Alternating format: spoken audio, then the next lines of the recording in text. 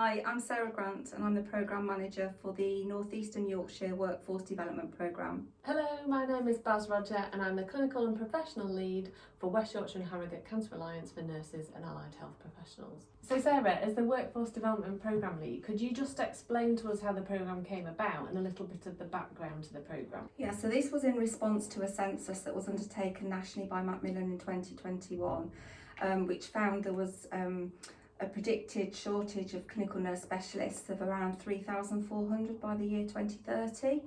A local census had also been undertaken within the North Eastern Yorkshire region, and the issues that were raised from that were very similar, particularly around retention and recruitment of CNS roles going forward.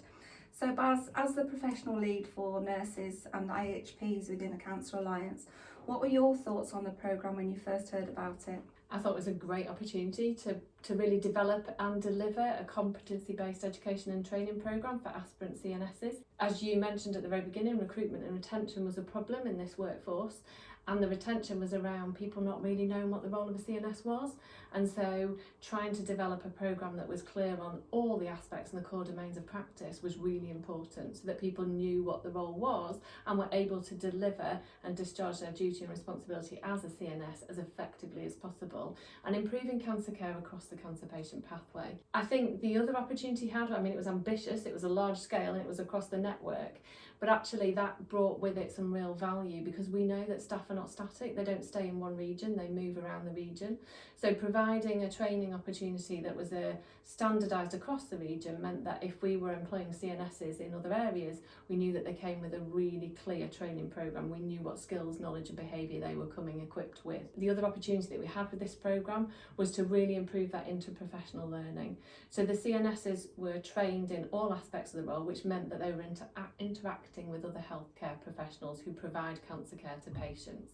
And I think it's really key to understand how those roles work together collaboratively to improve the patient experience. So all the CNSs that were trained as aspirant CNSs understood where their role as a CNS fit in the cancer patient pathway and how they would be able to signpost patients when their patients perhaps experience issues that are outside of their remit. They could signpost them to the appropriate professional because they'd been trained in what those professionals did as part of that education and training programme.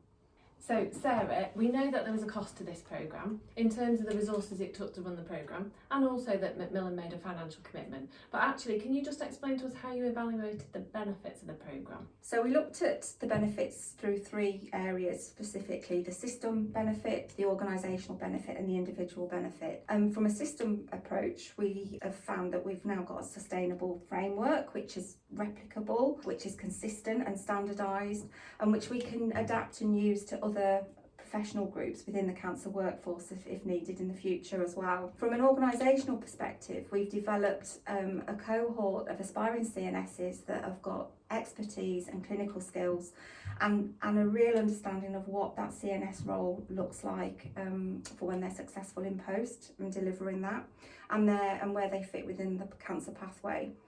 From an individual perspective, the benefit has undoubtedly been giving that very clear professional pathway of development for the future for those individuals, which was definitely lacking previously to this.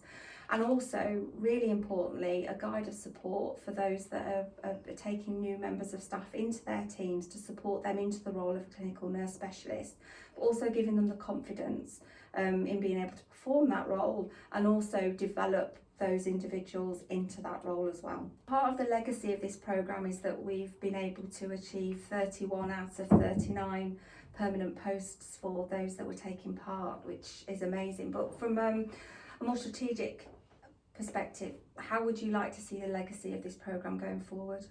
I think it goes back to what I talked about at the beginning about what I wanted to see for the programme, which is about that continuation of that multi-professional learning, because we know that's really important for ensuring that our workforce is able to work effectively in the future. We're going to have more skills mixed roles. We need that multi-professional learning to continue. We also know that if we do the collaborative learning, we improve healthcare outcomes because we learn from each other and we bring in new knowledge to our expertise and specialist teams.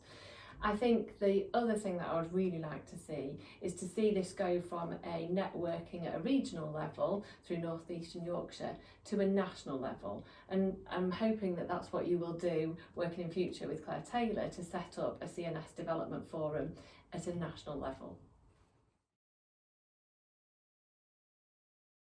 So Ruth, why did you want to do the programme?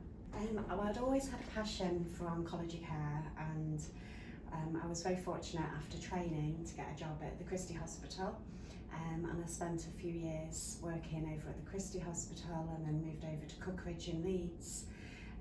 And I was always really passionate about cancer care, and I knew that's where my heart was and that's what I always wanted to do.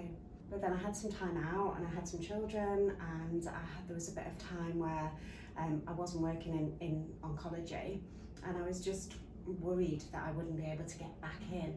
So when the developmental programme came up, I thought this was the perfect opportunity, and I just wanted to grab it with both hands, because I knew I wanted to get back into cancer care, and I just felt this was the perfect way to do it. So having the knowledge base and having the support from the university and our lecturers and our key workers, alongside the practical support of being on placement, the two came hand in hand, and it really supported the whole journey, the learning aspect and the educational side of it, and the practical skills, and doing the face-to-face work with patients.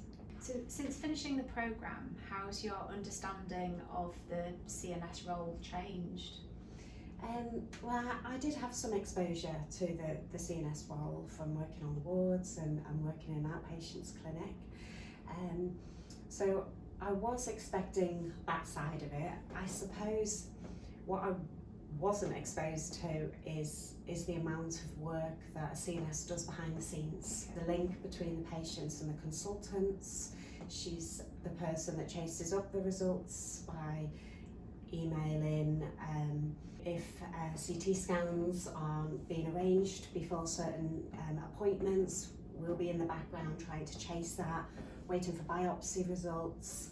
My understanding of the role changed with the amount of calls that come through when you're back in the office.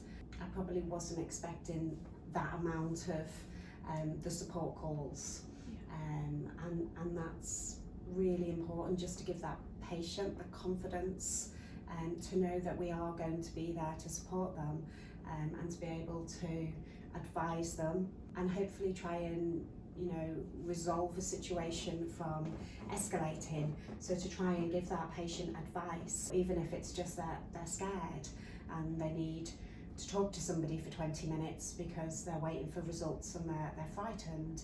It's just about being there to support them. So since doing the programme, what have you learnt about yourself? I'm a lot more confident now. Working through the framework competencies really helped.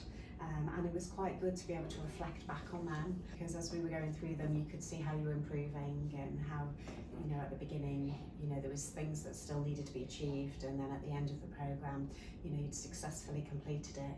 I think as well it's the confidence in knowing you can't always be there to fix everybody's problem, and sometimes it is just about supporting and listening. With the H&As at the start, I would be quite anxious if I couldn't try and resolve a problem, but sometimes it is just about talking it through and listening. And if somebody says, "Oh, I'm scared, I'm really scared," at the start I'd really struggle with that, because I really wanted to help them, and sometimes you didn't know what to say in response to that.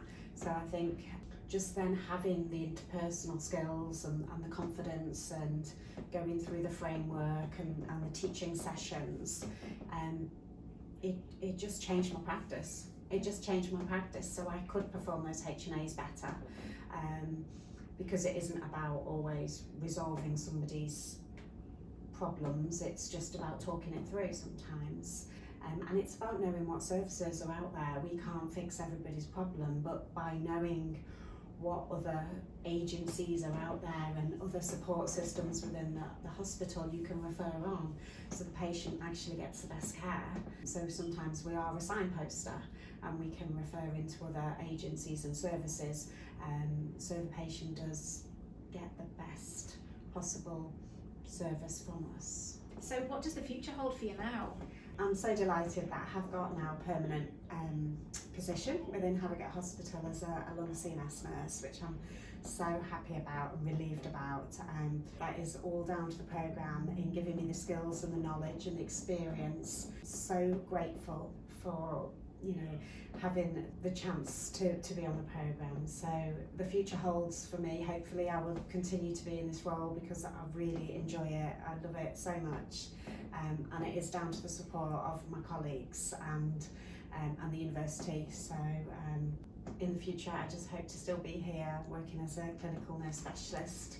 So as a mentor on the programme, what did you find the most rewarding part of being involved with it? Well, it's exactly as it sounds, it's that development programme. So just seeing Ruth develop and flourish within those 2 years. So as much as she was ticking on a week-to-week, month-to-month basis, it was those 6 monthly reviews that we found incredibly helpful, because it gave Ruth and myself the opportunity to reflect back on all the amazing skills that she'd learnt, but also set the groundwork for the next 6 months and how she could then develop what was important to her, what was important to me as a team, and potentially hoping to keep Ruth in the future where we saw the gaps in her learning, so that we could focus on those for the next 6 months. So it was constantly seeing how she was developing as a CNS, but also seeing it written down, all those competencies that we could tick off, which was really satisfying. It was also really great that there was that foundation, that university and learning foundation as well, that academic stuff that was clear to see that Ruth was using in her practice as well, because you often don't get that if somebody's just getting recruited into a CNS role without their development post being in place. You don't have that foundation knowledge that Ruth clearly had. So you could see it being put into practice in every opportunity that she had. So yeah, I think that's the most rewarding things. So what were the challenges that you faced during the development programme as a service team leader? Yeah, I guess the biggest challenge at the beginning was the time taken and the time invested in Ruth, really, because obviously she was very new in the team. So like anybody that's new, that's quite a heavy investment in sharing your knowledge and best practice, and it takes you out of your clinical time, really. But for me, overcoming that, and also with the other people in my team as well, we knew that it was time well invested, because we then got that back within a very short period of time. We were able to utilise Ruth in our team, which she wasn't necessarily counted in our numbers. So that meant that we could implement more service development, which was absolutely key. And it also meant that we could perform more enhanced roles as well, which helped align us with the ACCEND programme as well. And it also helped me to take a step back and appreciate the value of service development and how key that is to a CNS role. It freed up time, I guess, within that last 6 months of Ruth's role, for me to take some time away to think about how I was going to do a business case to try and support keeping Ruth in the team. So it really helped me get a different perspective and concentrate on that leadership management role, which can often get left behind, which isn't right, but you always kind of prioritise your clinical work. So I really enjoyed that part of it. And then finally, when that business case was successful, it's that appreciation and satisfaction that actually your voice is heard, and the trust did listen to all the audits that we were doing, that was demonstrating the impact of Ruth in our team, and that was incredibly satisfying.